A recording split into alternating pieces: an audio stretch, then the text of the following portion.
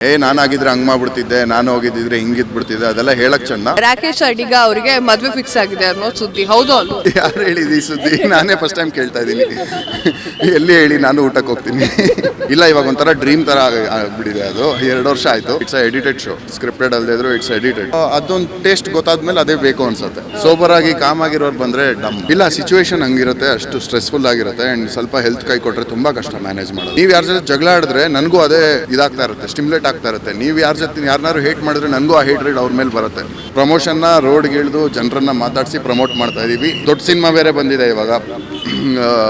Big boss ಮುಂಚೆ ಮಾಡಿದ ತಪ್ಪುಗಳನ್ನ ಇವಾಗ ಮಾಡಲ್ಲ. ಸೆಲೆಕ್ಷನ್ ಅಲ್ಲಿ ಟೈಮ್ ಆದ್ರೂ ಪರವಾಗಿಲ್ಲ, ನೋಡ್ಕೊಂಡು ಒಳ್ಳೆ ಸಿನಿಮಾಗಳು ಕೊಡ್ತೀವಿ. ಬಿಗ್ ಬಾಸ್ ಸೀಸನ್ 11 ಎಲ್ಲರೂ ಕೂಡ ಆಲ್ಮೋಸ್ಟ್ ಆಲ್ ಬಿಗ್ ಬಾಸ್ ನೋಡ್ತಾ ಇರ್ತಾರೆ. ಬಿಗ್ ಬಾಸ್ ಹಾಗಿರ್ಬೇಕಿತ್ತು, ಹೀಗಿರ್ಬೇಕಿತ್ತು ಅನ್ನುವಂತಹ ಮಾತು ಕೇಳಿ ಬರ್ತಾ ಇದೆ. ಒಂದ್ ಕಡೆ ಬಿಗ್ ಬಾಸ್ ಅಲ್ಲಿ ಈ ಸಲದ ಸೀಸನ್ ಅಲ್ಲಿ ಎಂಟರ್ಟೈನ್ಮೆಂಟ್ ಕಡಿಮೆ ಆಯ್ತು ಗುರು ಅನ್ನುವಂಥದ್ದು ಕೂಡ ಕೇಳಿ ಬರ್ತಾ ಇದೆ. ಇವತ್ತು ನಮ್ಮ ಜೊತೆಗೆ ರಾಕೇಶ್ ಅಡಿಗ ಅವರಿದ್ದಾರೆ. ಸೊ ಒಂದಿಷ್ಟು ಮಾತಾಡೋಣ. ಅವ್ರ ಸೀಸನಲ್ಲೂ ಹೀಗೆ ಇತ್ತಾ, ಬಿಗ್ ಬಾಸ್ ಹೇಗೆ ನಡೀತಿತ್ತು ಅನ್ನೋದ್ರ ಬಗ್ಗೆ. ಸರ್ ನಮಸ್ತೆ. ಸರ್ ನಮಸ್ತೆ. Okay sir, Bigg Boss season 11 contestant ಎಲ್ಲ ನೋಡಿದ್ರೆ ನಿಮ್ಗೆ ಏನು ಅನ್ಸುತ್ತೆ? ಇಲ್ಲ, ಕಂಟೆಸ್ಟೆಂಟ್ಸ್ ಯಾವಾಗಲೂ ಅದೇ ಥರ ಇರ್ತಾರೆ, ಏನು ಡಿಫ್ರೆನ್ಸ್ ಅನ್ಸಲ್ಲ. ಅವ್ರು ಹೇಗೆ ಪ್ರೋಗ್ರಾಮ್ ಮಾಡ್ತಾರೆ, ಅಲ್ಲಿ ಹೆಂಗೆ ಯಾವ ಥರ ಸಿಚುವೇಶನ್ ಸರ್ಕಮ್ಸ್ಟೆನ್ಸಸ್ ಹೆಂಗಿರುತ್ತೆ, ಎಕ್ಸ್ಪೆಷಲಿ ಈ ಸಲ ಟಾಸ್ಕ್ಗಳು ಹೆಂಗಿರುತ್ತೆ ಅನ್ನೋದು ತುಂಬ ಮ್ಯಾಟ್ರ್ ಆಗುತ್ತೆ. ಯಾಕಂದರೆ ಕೆಲವು ಟಾಸ್ಕ್ಗಳಲ್ಲಿ ರೂಲ್ಸ್ ಲಿಬ್ರಲ್ ಆಗಿರುತ್ತೆ, ಅವಾಗ ವೈಲೆನ್ಸ್ ಜಾಸ್ತಿ ನಡೆಯುತ್ತೆ ನಾವು ನೋಡಿದಾಗೆ. ಕೆಲವು ಟಾಸ್ಕಲ್ಲಿ ನಗು ಬರುತ್ತೆ, ಎಂಟರ್ಟೈನಿಂಗ್ ಆಗಿರುತ್ತೆ. ಸೊ ಯಾವ ಥರ ಟಾಸ್ಕ್ಗಳು ಜಾಸ್ತಿ ಕೊಡ್ತಾ ಇದ್ದಾರೆ, ಅದು ಏನಕ್ಕೆ ಯಾವ ಥರ ಅದ್ರ ಮೇಲೆ ಡಿಪೆಂಡ್ ಆಗುತ್ತೆ. Okay, so Big Boss season 11ರಲ್ಲಿ ಸ್ವಲ್ಪ ಎಂಟರ್ಟೈನ್ಮೆಂಟ್ ಕಮ್ಮಿ ಆಗಿದೆ, ಫೈಟಿಂಗ್ ಜಾಸ್ತಿ ಆಗಿದೆ ಅನ್ನೋ ಮಾತಿದೆ, ಅನಿಸುತ್ತಿದೆಯಾ? ಅಂದರೆ ಬೇಸಿಕ್ಲಿ ಏನಾಗುತ್ತೆ, ನಿಮಗೆ ಒಂದ್ಸಲ ವೈಲೆನ್ಸ್ ಅಥವಾ ಟಾಕ್ಸಿಸಿಟಿ ಅಭ್ಯಾಸ ಮಾಡಿಸ್ಬಿಟ್ರೆ, ಅಡಿಕ್ಟ್ ಮಾಡಿಸ್ಬಿಟ್ರೆ, ಮತ್ತೆ ಅದೊಂಚೂರು ಡ್ರಾಪ್ ಆದರೂ ನಿಮಗೆ ಏನು ಕಿಕ್ ಸಿಗುತ್ತೆ, ಸ್ಟಿಮ್ಯುಲೇಟ್ ಆಗ್ತಾ ಇರುತ್ತೆ ಬ್ರೈನ್ಗೆ, ಅದು ಇಳಿದ್ಬಿಡುತ್ತೆ, ಏನು ಇಲ್ವಲ್ಲ ಅನಿಸುತ್ತೆ. ಮತ್ತೆ ನಿಮ್ಗೆ ಅದೇ ಕೊಡ್ತಾ ಇರಬೇಕು, ಅದೇ ಟಾಕ್ಸಿಸಿಟಿ. ಅನ್ಫಾರ್ಚುನೇಟ್ಲಿ ಬರೀ ಬಿಗ್ ಬಾಸ್ ಅಲ್ಲ, ನಮ್ಮ ವರ್ಲ್ಡಲ್ಲೇ ನೋಡಿ, biggest ಇಂಡಸ್ಟ್ರಿನೇ ವೆಪನರಿ to sell piece.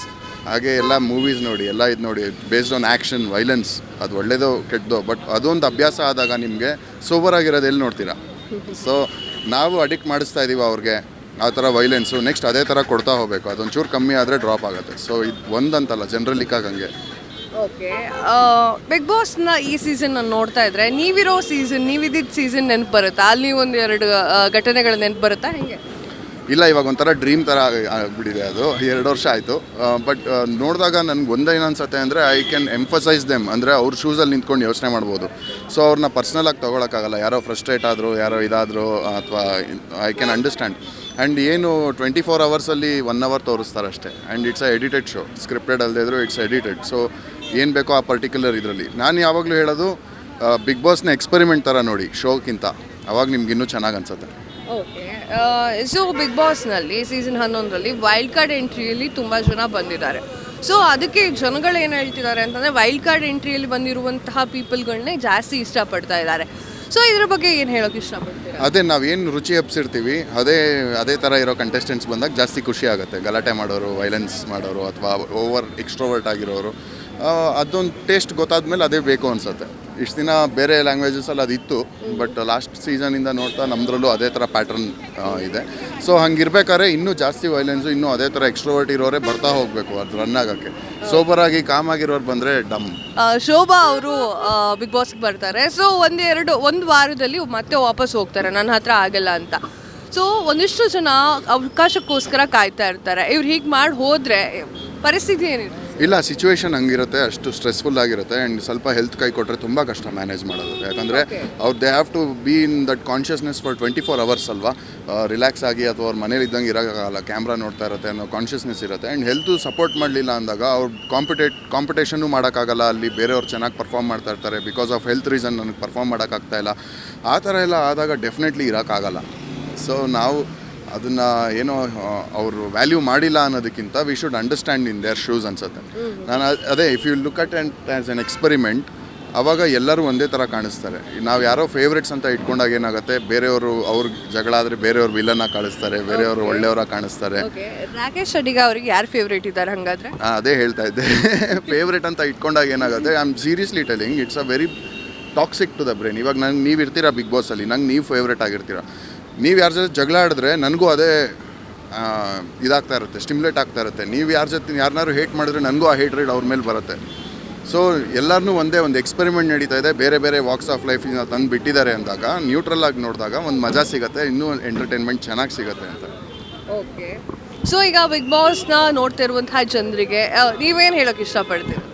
First thing ಅದೇ, ಯಾವುದು ಪರ್ಸ್ನಲ್ ಆಗಿ ತೊಗೊಳಕ್ಕೆ ಹೋಗ್ಬಿಡಿ. ಇಟ್ಸ್ ಅ ಶೋ, ಒಂದು ಎಕ್ಸ್ಪೆರಿಮೆಂಟು. ಎಲ್ಲ ಥರ ವರ್ಗ ಜನನೂ ಬಂದಿರ್ತಾರೆ, ಯಾರನ್ನೂ ಜಡ್ಜ್ ಮಾಡೋಕ್ಕೆ ಹೋಗ್ಬಿಡಿ ಅಷ್ಟು ಈಸಿಯಾಗಿ.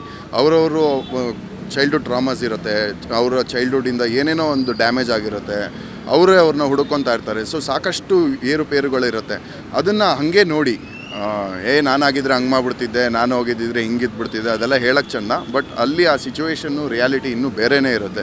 ಸೊ ಒಂದು ಎಕ್ಸ್ಪೆರಿಮೆಂಟ್ ನಡೀತಾ ಇದೆ, ಎಲ್ಲರೂ ಒಂದು ಗುಂಪಲ್ಲಿದ್ದಾರೆ, ಯಾವುದು ಹೆಂಗೆ ಏನು ಅಂತ ನೋಡಿದಾಗ ನಿಮಗೂ ಅಷ್ಟೊಂದು ಸ್ಟ್ರೆಸ್ ಆಗಲ್ಲ ನೋಡ್ತಾ. ಓಕೆ, ಬಿಗ್ ಬಾಸ್ ಇತಿಹಾಸದಲ್ಲೇ ಮೊದಲನೇ ಬಾರಿಗೆ ಹಿಡಿದಿದ್ದು ಬರೀ ಜಗಳ ಮಾಡಿಕೊಂಡು ಮನೆಯಿಂದ ಹೊರಗೋಗಿರೋದು ಒಂದು ರಂಜಿತ್ ಅವರಾಗಿರ್ಬೋದು, ಲಾಯರ್ ಜಗದೀಶ್ ಅವರಾಗಿರ್ಬೋದು. ಸೊ ಏನು ಅನ್ಸುತ್ತೆ? ಇಲ್ಲ, ಮನುಷ್ಯನ ಅಂದರೆ the whole point of Bigg Boss is ನೀವು ಎಷ್ಟು ಮಟ್ಟಿಗೆ ಸ್ಟ್ರೆಸ್ ತೊಗೊಬೋದು, ಎಷ್ಟು ಮಟ್ಟಿಗೆ ನಿಮ್ಮ ಸ್ಟ್ರೆಸ್ನ ಹ್ಯಾಂಡಲ್ ಮಾಡ್ಬೋದು ಅಂತ. ಕೆಲವ್ರು ಬ್ರೇಕ್ ಡೌನ್ ಆಗೇ ಆಗ್ತಾರೆ. ಅಗೇನ್ ಬೇಸ್ಡ್ ಆನ್ ದೇರ್ ಅವರು ಇರೋ ವಾತಾವರಣ, ಅವ್ರು ಬೆಳೆದು ಬಂದ ರೀತಿ, ಅವ್ರಿಗಾಗಿರೋ ಎಕ್ಸ್ಪೀರಿಯನ್ಸಸ್ಗಳಿಂದ ಡೆಫಿನೆಟ್ಲಿ ಒಂದೊಂದು ಸಲ ಕಷ್ಟ ಆಗುತ್ತೆ ಕಂಟ್ರೋಲ್ ಮಾಡ್ಕೊಳ್ಳೋದು. ಆ್ಯಂಡ್ ಎಷ್ಟು ಆ ಟಾಕ್ಸಿಸಿಟಿ ಆ್ಯಂಡ್ ಸ್ಟ್ರೆಸ್ ಕ್ರಿಯೇಟ್ ಮಾಡ್ತಾ ಹೋಗ್ತೀವಿ, ಈ ಥರ ಆಗೋದು ಜಾಸ್ತಿ. ನಮ್ಮಲ್ಲಿ ಮೊದಲನೇ ಬಾರಿ, ಬೇರೆ ಬಿಗ್ ಬಾಸ್ಗಳೆಲ್ಲ ತುಂಬ ಆಗಿದೆ ಈ ಥರ ಜಗಳ ಆಡ್ಕೊಂಡು ಹೊಡೆದಾಡ್ಕೊಂಡು. ಏನಕ್ಕೆ? ಬಿಕಾಸ್ ಆ ಲೆವೆಲ್ಗೆ ಪುಷ್ ಮಾಡಿದಾಗ, ಒಂದು ಸರ್ಟನ್ ಲೆವೆಲ್ ಜಾಸ್ತಿ ಪುಷ್ ಮಾಡಿದಾಗ ಗ್ಯಾರಂಟಿ ಎಂಥ ಮನುಷ್ಯನೂ ಅನಿಮಲಿಸ್ಟಿಕ್ ಆಗೇ ಆಗ್ತಾನೆ. ಓಕೆ, ಸೊ ಇವಾಗ ಬಿಗ್ ಬಾಸ್ ಬಗ್ಗೆ ಮಾತಾಡಿದ್ವಿ, ಅದನ್ನ ಸ್ವಲ್ಪ ಬದಿಗಿಡೋಣ.